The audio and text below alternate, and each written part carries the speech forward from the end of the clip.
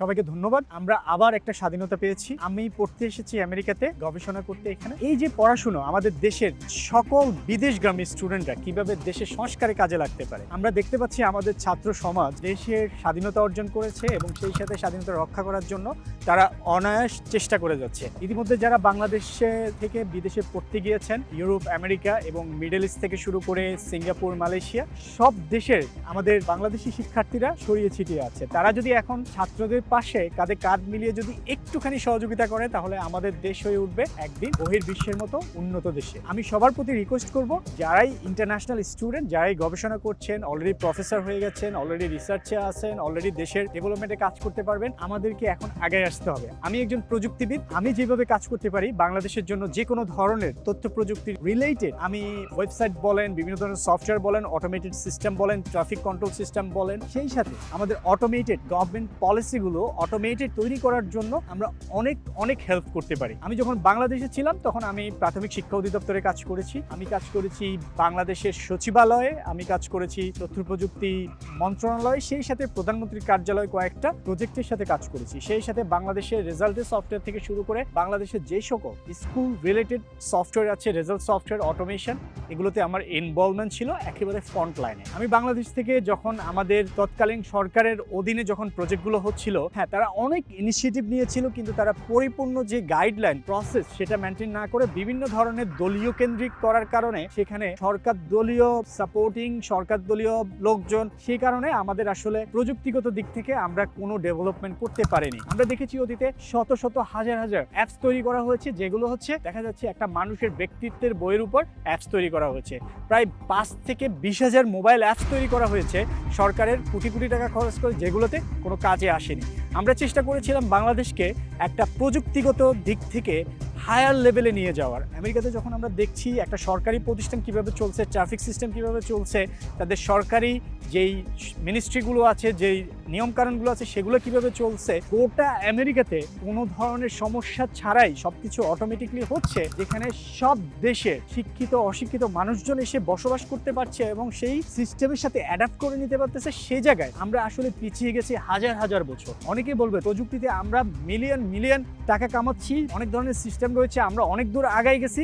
আসলে এটা একেবারেই সত্য নয়। আমি আমাদের বর্তমান আইসিটি উপদেষ্টা এবং সেই সাথে আমাদের প্রধান উপদেষ্টা থেকে শুরু করে আমাদের দেশের জনগণের কাছে একটা রিকোয়েস্ট করব, আমাদের দেশকে বিনির্মাণ করার জন্য, আমাদের দেশের সংস্কার করার জন্য জিরো থেকে প্রত্যেকটা সিস্টেম আমাদেরকে তৈরি করতে হবে। ধরুন, বাংলাদেশে বর্তমানে এনআইডি রয়েছে যেগুলো ডুপ্লিকেট, যেগুলোতে কোনো ভিত্তি নেই, যে একটা লোক 5টা এনআইডি করেছে এবং দুর্নীতি করে বিভিন্ন দেশের জনগণকে আমাদের দেশের এনআইডি দিয়েছে। তাই সেটা সংস্কার করে বাংলাদেশের ন্যাশনাল পর্যায়ে একটা আইডি থাকবে। আমেরিকাতে যেটা হয় সোশ্যাল সিকিউরিটি, এই সোশ্যাল সিকিউরিটি যদি আমাদের বাংলাদেশের জন্মের পর পেয়ে যায় এবং সে আইডি দিয়ে তারা স্কুলে পড়াশোনা করতে পারবে, সে আইডি দিয়ে তারা হাই স্কুলে পড়াশোনা করতে পারবে, কলেজ লেভেলে পড়াশোনা করতে পারবে। যখনই তার এজ হবে ইলেকশন বা নির্বাচন করার, তখন তাকে অটোমেটিকলি নির্বাচনের জন্য আইডি কার্ডের জাস্ট একটা রেফারেন্স দিয়ে যে ইউ আর এলিজিবল, সেম আইডির মধ্যে, অর্থাৎ আইডি তার চেঞ্জ হবে না কখনো, সেম আইডির মধ্যে তাকে দিয়ে দিতে হবে হচ্ছে যে তুমি এলিজিবল ভোটের জন্য। তারপরে যে এই যে পর্যায়ক্রমিকভাবে এই সোশ্যাল সিকিউরিটি, এই যে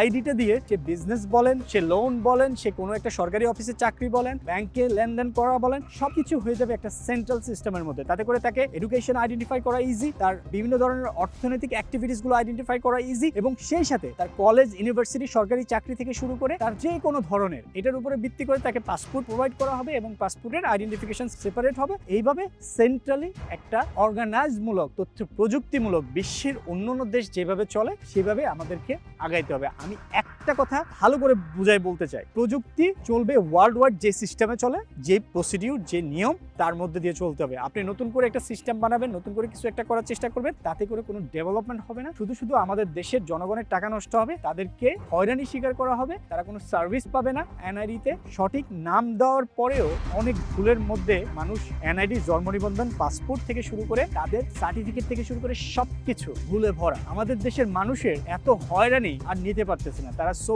প্যাড আপ। আর তাই বলবো যত দ্রুত সম্ভব আমাদের দেশের ন্যাশনাল লেভেলের একটা ডেটা সেন্টার করে, একটা ডেটা সেন্টারের ডেটা সিস্টেম তৈরি করে জনগণকে একটা সেন্ট্রাল আইডি দিয়ে তার জন্ম থেকে শুরু করে মৃত্যু পর্যন্ত ওই একটা আইডিকে ব্যবহার করার পদ্ধতিতে আমাদেরকে আসতে হবে। এবং সেই আইডিতে যে নাম রয়েছে, স্কুলে নতুন করে নামের প্রয়োজন হবে না, কলেজে নতুন করে নামের প্রয়োজন হবে না, কোনো সরকারি সার্ভিসের জন্য গেলে নামের প্রয়োজন হবে না। এই প্রত্যেকটা সিস্টেমে তৈরি করার জন্য প্রবাসী যারা আছি আমরা দেশের সংস্কারে আগায় আসি। আমরা নিজেদের থেকে সিস্টেম তৈরি অ্যাপ্রোচ করি এবং তাদের সাথে কথা বলি, দেশে গিয়ে কাজ করি। আমি নিজে ওয়াদা করছি আমি বাংলাদেশের যত তথ্য প্রযুক্তি রিলেটেড ইন্টারন্যাশনাল লেভেলের সিস্টেম প্রসিডিউর স্টাবলিশ করা দরকার সেগুলোতে আমি কাজ করব। আমাকে কোনো ফি দিতে হবে না, আমার সরকারি লেভেলের কোনো রাজনৈতিক পাওয়ার প্রয়োজন নেই। আমি একজন দেশপ্রেমিক হিসেবে, একজন ছাত্র সমাজ হিসেবে, জেনারেশন জি হিসেবে আমরা তৈরি করে দিব অত্যন্ত সুন্দর তথ্য প্রযুক্তি সিস্টেম, যেটা ইউরোপ, আমেরিকা সহ বিশ্বের প্রত্যেকটা দেশে চলছে। ট্রাফিক সিস্টেম চলছে, আপনার বিভিন্ন ধরনের একাডেমিক সিস্টেম চলছে, বিভিন্ন ধরনের সরকারি সেবা সিস্টেম সেই সাথে চলছে। তাদের অর্থনৈতিকভাবে আইডেন্টিফাই করা এবং তাদের এই একটা আইডি দিয়ে ক্যারিয়ার থেকে শুরু করে জন্ম থেকে মৃত্যু পর্যন্ত এই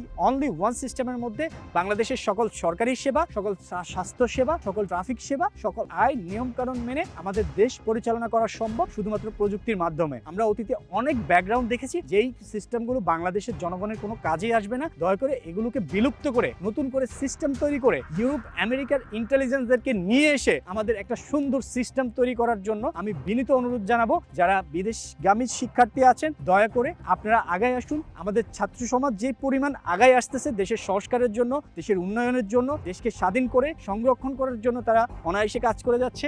বাংলাদেশ থেকে যত মেধা পাচার হয়েছে প্রত্যেকে মেধাকে এখন আমাদের দেশের উন্নয়নের কাজে লাগানো সম্ভব। আমি বিনীত অনুরোধ জানাবো আমাদের উপদেষ্টা মণ্ডলী থেকে একটা স্পেশাল টিম করা দরকার, যে বিশ্বের থেকে যে মেধাগুলো আমাদের দেশ থেকে পাচার হয়েছে সেগুলোকে কিভাবে দেশে নিয়ে আসা যায়, সেগুলোকে কিভাবে ইউটিলাইজ করা যায়, যারা বিদেশে আছে তাদের সাথে কিভাবে বসে বর্তমান সিস্টেমগুলোকে সংরক্ষণ করা যায় এবং ভালোভাবে তৈরি করা যায়। তাহলেই একদিন আমরা সোনার বাংলাদেশ দেখতে পারবো। এটাই একমাত্র আমাদের সঠিক উপায়। সবাই ভিডিওটা শেয়ার করবেন, তাতে করে আমাদের দেশের জন্য একটা বিরাট ভূমিকা রাখবে বলে মনে করি।